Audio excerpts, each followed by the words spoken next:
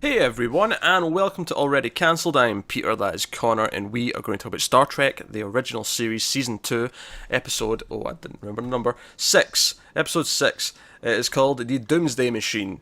Full spoilers for the episode, as always. So first things first, this was much better than last week's episode. Given the fact I literally can't remember last week's episode, The I think it's apple, safe to agree with it. Oh, yeah. That's apple, shite. big snake, stonehead thing. Aye, that's shite. Yeah, Aye, okay. yeah. Yeah. Uh, yeah, so this is actually, I think in terms of scale, this is probably the biggest episode of Star Trek yet. Just purely from the idea that we have a machine that is actually destroying entire planets, and just it's just rubble that's left behind after them. Yeah, it's pretty big. It feels like a big sort of high concept kind of just this big cosmic idea. I just don't know. It felt when they started talking about those planets being destroyed. I'm like, oh man, we've not really spoken about planets being destroyed in Star Trek before. This is bigger. Yeah. Yeah, I think the only other one that feels like it was as big was something like City on the Edge of Forever, where it was like, okay, all of history is going to change. Oh sure, yeah. That's big in a conceptual way. That's just felt big in a like a physical way, like that. Physical threat is, Yeah. is a big thing destroying shit. Yeah. Basically a big giant turd. Space worm. Yeah, with a big glowy center that shoots a giant beam that's kind of Death Star esque. Does feel like the Death Star was kind of based on this, doesn't it? Yeah, that's the thing. This was before Star Wars, so we can. Oh yeah, yeah. I'm not disputing that. I'm just saying Yeah. it very much feels like this episode in particular. Yeah, yeah. George Lucas seen this episode. Maybe I don't know if he claims he doesn't now, but maybe. I don't know. He's always been very clear about the influences. So Yeah, true. Yeah. He brings up Kurosawa. He brings up his serials from the 30s and whatnot. He's yeah. I've never seen him explicitly mention this, but doesn't mean it's not. They hit him with it. I'm sure Shatner will do it. He likes to troll Star He Wars does, folk. doesn't he? So Send him to a makes sense. convention to like question George Lucas. I don't know if Lucas does conventions anymore. He's probably sick of angry fans. Shatner can probably just get a one-on-one with him though. Yeah, he probably can. He is William Shatner after all. Exactly. Oh shat. So this is about a big doomsday machine, as the episode would imply, which we've just described in painstaking detail. So the Enterprise picks up signal of this derelict ship. The oh god, Constellation. Constellation. Yeah, I was going to say because it's a weird name for a ship actually. No, I remember because there was a moment in the episode where they say we've got to go back to the Constellation to get Jim, and I was like, which Constellation? I was like, oh, that's the ship. Yeah, that's the ship. And so they eventually find this other starship, which by the way, I think it's also the first time we've seen another starship that's similar to the Enterprise as well. Nearly identical. Because we see like this shot of two of them together, and one's towing the other one, and I'm like, oh man, this is again, it's not a big deal, but it's just something we've not seen yet, and I'm like, oh, this is. I feel like we're building out the world a little bit, because the idea that there is more of these ships that are doing different Yeah, things. it really shows you that the Starfleet has, obviously we always hear that they've got all these other ships, but there's more like this one. This isn't a unique design. It's just this is Yeah. like almost this is the standard. Yeah, so certainly in the show, obviously in the movies and stuff later, we see they've got multiples of similar style ships, but that is in the show so far. This is the first time I've seen this, but this is also surprisingly, and I am shocked by this. I was kind of thinking about this because they beam over to the ship to find because there's no life on board seemingly, and they beam over and they're looking around, and obviously there's all this debris. There's all these like just almost like an asteroid field kind of thing around it, which obviously we find out later is just parts of this planet that's went kaboom. Yeah. And I was like, we've never really done this on this show yet, where we have an empty ship that they found in space and they have to search No, it. it's a good point. It feels like it's obviously to us now that's a staple. Yeah, it's like, every sci-fi show and a ship does this. And Yeah. to be fair, this one doesn't even do it that much. This, after about 5 minutes in the ship, they find someone and it becomes what the plot is. It's not actually about the empty ship anymore. Yeah. But you're right. I think it's the first time it's really been done, even a small amount. Yeah, notice they remembered they've got a shuttle again in this episode. They did because they needed it. Yeah, it was convenient because they had a plot point for it. Yeah. I mean, they don't anymore. Literally, last episode, we could have used the shuttle. I mean, in my mind, I'm going to pretend production-wise this was before the last episode, because then it explains why there's no show. Ah, that's a good point. That's a good point because these And obviously that could be complete bullshit, but it'll make me think about it a little bit better. Well, it's okay because whenever I rewatch this show now, I'm going to be skipping the last episode anyway, so it's not a big deal. That's true. It's never going to matter. Yeah, Star Trek Abridged will knock off about 10 episodes of season 1 and probably about the same as season 2, maybe. Maybe not, maybe the rest will be gold. We'll figure out by the time we get to the end. Yeah. So defending the captain of the ship, Commodore Decker, he's like the guy who's still left, and at first he's kind of distraught, he's not speaking straight, and he's scared, he's terrified, and it's like, where's the crew, what's happened to him? It's like, oh, beamed them down to this other planet. Because at one point they asked Spock's still back in the Enterprise, and they asked Spock, could they have beamed them down? And he's like, well, the only 2 planets that are nearby couldn't support life. But of course, that's not accounting for the fact that these planets have all... Yeah, because he's like, I've been down there on the 4th planet. Yeah. So he's beamed his crew down, he's stayed with his ship to sort of go down with it, and he's still here. And he talks about this device, this being, this beam of light that he can't describe. He's not speaking straight, and they try and figure things out. And so the episode basically becomes it's a really interesting exploration because not only do you have this big threat, this big, seemingly indestructible death machine, this big robot is what they refer to it as. They basically sort of theorise that it was designed as a doomsday weapon, sort of a mutually assured destruction kind of thing, but the thing kind of just took a life of its own and just kept doing its business. Yeah, because they mention that they track its trajectory, and it's like, okay, this is from another galaxy. Yeah. So it's just the idea that it ate the planet they wanted it to eat, and then just carried on in that direction because they didn't think of they never considered that there might be anything after that. Yeah, and so we have that threat to deal with, but the other thing that makes the episode really interesting from a sort of character point of view is that Commodore Decker gets beamed aboard the Enterprise, and then this thing shows up, and he sort of he whips out the rule book and says, I'm taking command because I'm the ranking officer here. And Spock tries to argue because he disagrees with his plan and logically it doesn't make much sense, but the rules are there, and they get disconnected from the other ship, the Constellation, and Kirk, Scotty, and a couple of red shirts are on there, and they get separated. So Kirk with Scotty are on this ship that's not functioning, and they're kind of on their own. They're trying to get it up and running, sort of to find out what's going on. Good job you had Scotty there, isn't it? Yeah, it's very convenient that the mechanic or the engineer was... mechanic works as well. It's just 'cause it's a big ship. You don't really think of him as a mechanic. But that's essentially what he is. It's a space mechanic. It's a space mechanic, which actually sounds kind of cool. Maybe you should use that. And it leaves Decker in charge on the Enterprise, even though Bones and Spock do not agree with his plan, and this guy is hell-bent on, we need to destroy this thing, where Spock's like, no, we can't even make a dent in that thing. Our best hope is to survive, get to Starfleet, because we can't, because their communications are down, the field of the planets and whatever are making it impossible just to call out. Spock wants to get away, get Kirk back from the other ship, and just go and warn Starfleet, so they can send a fleet, do something, with a bit more force, power, whatever. And Decker's like, no, we have to go in headstrong, head first. Let's shoot this thing. And Spock's like, but you tried to attack it before. He goes, yeah, but I know what my mistake was. Actually, didn't get close enough. I just wanted to point out the exact line is, you did that before and it killed your entire crew. That was the exact point he brings up.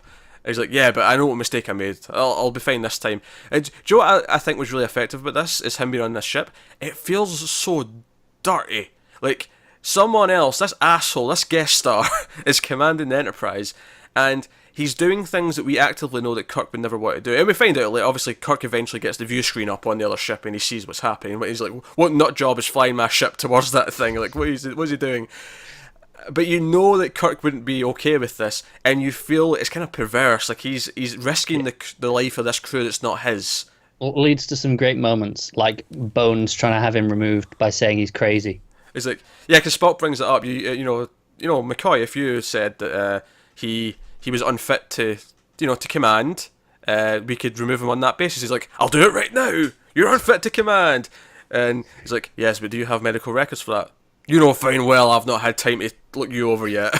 It's great stuff. So they're put in a corner, and Spock eventually talks him down, because after they've attacked it for a bit and it's done nothing, and he's still wanting to keep going ahead, Spock's like, okay, this is officially a suicide mission, which makes you unfit to command. Get out the seat. But what he doesn't even say get out the seat yet. It's like he says either veer off and turn away, or I will relieve you of duty. And he relents and he steers away. It's just like, all right, that's good enough. He's under control. Yeah, Spock brings the logic out, but I think it's really fascinating to see. Obviously, Spock is playing by the rules anyway, on a pure technical sort of sense. Yeah. But there's also a sense of devotion. It's like, no, you're not Kirk. You're not my captain.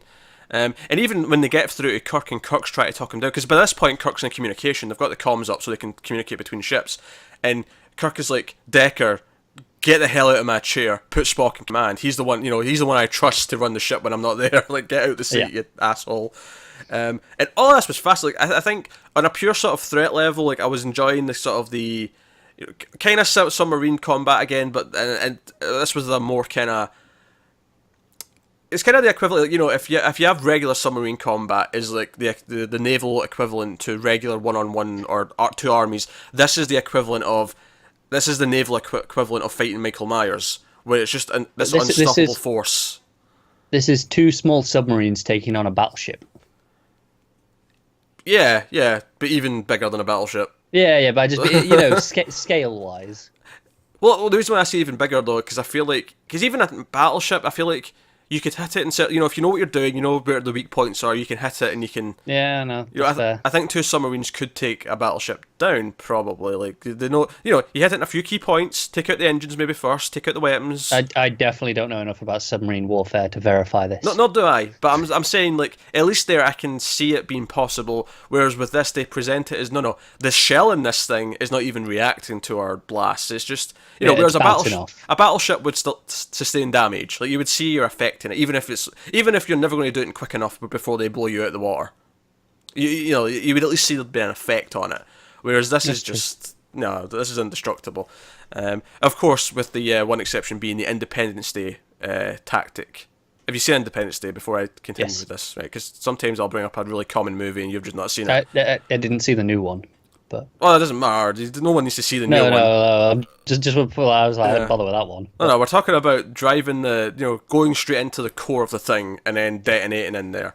Because it's after they take Decker off the bridge, and this red shirt goes with him. Like, oh, that red shirt might be in trouble. I feel like Decker's not to be trusted here. And sure enough, they end up having a bit of a fight, and it was actually a really stylized fight for this show, I thought. This one-on-one fight in the hallway between this red shirt and Decker. There was a lot of this low-angle, kind of close-up kind of shots, and it was really kind of like setting up. It was giving this fight the kind of the attention that you expect like a final fight to have, but instead it's just a red shirt. So, fair credit, this red shirt gets maybe some of the best treatment, even though he loses the fight. He puts up a good fight, though. He does. He doesn't just go out like a chump, like a lot of the red shirts do. So fair play to him. But he steals the shuttle, which is where the shuttle comes into play. And his plan is to fly into the mouth of this thing, where the big beam comes out of, and detonate in there. Of course, I was actually questioning it as he was flying towards it, like, do you even have, like, a weapon on this? Like, do you have, like, an explosive? And they never even bring it up. I assume maybe he has a little one, but regardless, the point is that it's not big enough. Like, it just doesn't do anything. I don't think it was necessary that there was a weapon. I think he just made the engine explode. Yeah, but obviously that's a explosive fuel source, presumably. Yeah, so it's a tiny, it's like it's about the size of a car, maybe a bit bigger, but like it's the equivalent of a car trying to do this when really what you need is like say a battleship exploding inside it, or maybe if I'm sticking to the motor vehicle, an oil tanker perhaps. That's what you want to explode in it rather than just a car. Yeah, that's definitely gonna do more. So. But again, the emotion comes out here. Despite everything this guy's done, despite everything Decker's done, sort of, hogging the command, making these rash choices, putting his crew on the line, Kirk tries to call him back in. He tries to talk him down. He's like, no. Think of your family. Think of your command, your legacy. You're a good person. I know you're a good person. Turn back. This is not worth it. But he goes in anyway. And I actually think it's a really effective scene, despite the fact that he's because I think as far as one episode characters go, we do get a lot of him, and we do really get even though he's really flawed, but we get enough of him that he feels, fully developed. It feels real. And you understand he's flawed, but he's broken because he tried to save his crew. He beamed his entire crew down to this planet. He's like, no, you're safe. I'm going to take this, do what I have to do. It's guilt. And then Yeah, and then he lost all 400 of them. Because it's not even like, obviously there's survivor's guilt, but at least in survivor's guilt, the survivor doesn't typically make the choice that dooms the other, in this case, 400 people to their deaths. So it's really specific survivor's guilt, and he's supposed to be in command. He's supposed to be taking care of them, and especially when the choice to beam them down was that no, I'm sacrificing myself. I'm going down with the ship as the captain. That's the. And it's this idea that he made the wrong choice. Yeah, so he's trying to redeem himself, and so it's actually a really effective scene as he flies into the center of this, and then Kirk basically after this says, you know what, he had a good idea. He just didn't, it wasn't big enough. So he's like, okay, we've got a spare starship here. Scotty, rig this thing so it can blow up in a timer, and just beam me off board before I go into the center of this thing. But of course, to get a bit of extra drama out of it, the transporter's not working entirely. They beam Scotty aboard, and it kind of like flickers. It takes a long time. It only just gets through. So we have Scotty try to fix it. He's down in the engineering Scotty's decks. The real MVP of this episode. He is. He basically makes everything happen. If he wasn't here in this episode, they'd all be doomed. Yes. Completely doomed. Unequivocally. I will point out a weird thing. I just thought of it. Uhura was oddly absent for this episode. Now, sometimes, obviously, some of the characters aren't there, and, that's fine. Like, Chekhov wasn't here this episode. Whatever. Not a big deal. But it was weird because there was someone else, there was another woman there doing the same job. Yeah. And do you know what? There was a really amusing bit to me when she was there giving a message to Spock, and, the ship was doing its shaking thing, and everyone in the chairs was shaking about like they do, but then her and Spock were just stood at the back, just stood still. No, I didn't even notice that. That's a good catch. It cracked me up when I caught that. Because if it was just her, I'd maybe buy that she's just, because she's a new person, she's not used to having to do this. No, but both of them. That is strange. Maybe they thought they were off camera or something. I don't know. Yeah, I don't know, but it was just weird. Yeah, odd. So yeah, so it becomes this big mission to get the ship in, and at this point, it's basically just a really exciting action set piece, and it is like it's fun. Like it's the countdown. Like, will he get out? And obviously he will because he's Kirk. But like will he or won't he get out? And he does, and yeah. So we end the episode. He's like, all that crazy stuff that he did at the end. Yeah, that won't be on his record. It's just he went out a hero. Give him the nice legacy for his family and whatever else. And I mean, he probably deserved it. He gave them the idea. He did. I mean, he did almost kill Kirk's crew. Yeah, okay, that part maybe not so much, but in the end, he tried his best to save his crew. It went wrong, but he did try. This would be a fun episode to get a follow up to, like maybe in a later show, like once they've expanded, say by the time we get to like Deep Space Nine, like I mean I don't know if there is, but like could there be an episode like down the line in one of the other shows where they actually either make contact with the galaxy that this came from, or maybe they just see the aftermath of it. Like they go through this this place where everything's just been destroyed. Like yeah, there should be planets here, but there's not. I don't know. I think it could be interesting. Yeah, it could be. Because I know various shows revisit other things. Like there's a Tribbles episode in Deep Space Nine, for example, which we're getting close to. Actually, we're close to the Tribbles episode, but yeah, it's not long now. But no, so that was just I thought it was having. I thought really simple, but it made for a lot of good drama, a lot of good character stuff from this other commander coming in and taking over the ship and making these kind of rash decisions. Yeah, and I think it goes to show that Kirk there's a reason why he's so well respected. Like, because obviously we don't really see much context for other commanders of ships. So it's nice to just get some context of how, like, even in these ridiculously dangerous situations, he is still the most level-headed captain around. Yeah, and like I was saying earlier, I think it's a testament to how in tune with the characters we are, that when Decker was on the Enterprise and he was like making these choices that were clearly wrong, it felt wrong. I was like, oh no, someone else is playing with the Enterprise. This is wrong. And I mean, it's okay if Spock's doing it because he is second in command, and it feels like he should be the one who's making the calls. But right. So I think it was interesting just how strong that feeling was as I was watching it. So yeah, this was vastly superior to last week's episode. This was yeah, there's no competition. Light years, to put it in sci-fi space terms. Not sure you really needed to do that, but yeah. It's not about need. It's about want. So that's Doomsday Machine. I liked it a lot. Actually, No, me too. I had a lot of fun with It this was one. real good. So there you go. Doomsday Machine. Let us know what you think of the episode in the comments below. Like, subscribe, all that stuff. Get us on Twitter at mailed_fuzz for channel updates. If you want to support the channel, head over to patreon.com/mailedfuzztv, and you can do that over there. You can get these episodes a week early, these reviews, for $1. If that's tempting to you. But that is otherwise us. So thank you once again for watching. Keep watching TV, and we'll see you next time.